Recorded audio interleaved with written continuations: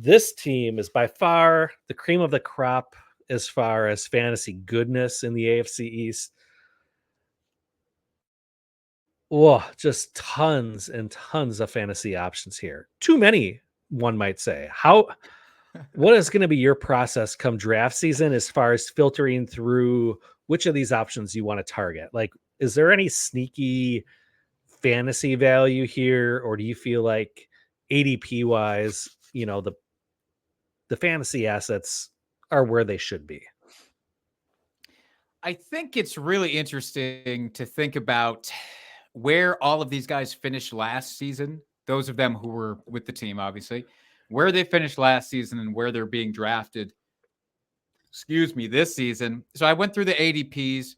I'm going to leave out Tua for right now. He's worthy of his own separate discussion. But the skill position guys, Mm-hmm. Tyreek is going as wide receiver 2, Waddle going as wide receiver 19. Waddle, of course, dealt with a lot of injuries last year, kind of unfortunately becoming his MO right now, which sucks. Then we've got Devin Achane is drafted as RB9 right now. Mostert going as RB31, which was kind of surprising to me. Jalen Wright going as RB45. And then Johnny Smith going as tight end 24, kind of out there on his own little island. So when you go through the list, of course, Tyreek Hill, you're like wide receiver 2. Yeah, he should be wide receiver 2. Some people probably have him as wide receiver 1. And I get that. I don't have any blame issues him with that. Yeah.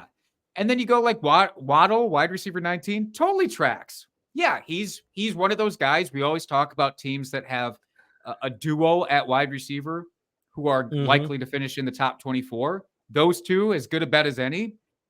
Achane at RB9, that's the one that I think is spicy. But when you look at what he did on a points per game basis last year, you should know better than most as your drinking buddy last year how fucking awesome he was. And then the one that's like, wait, what are we doing? Is Raheem Mostert at RB31.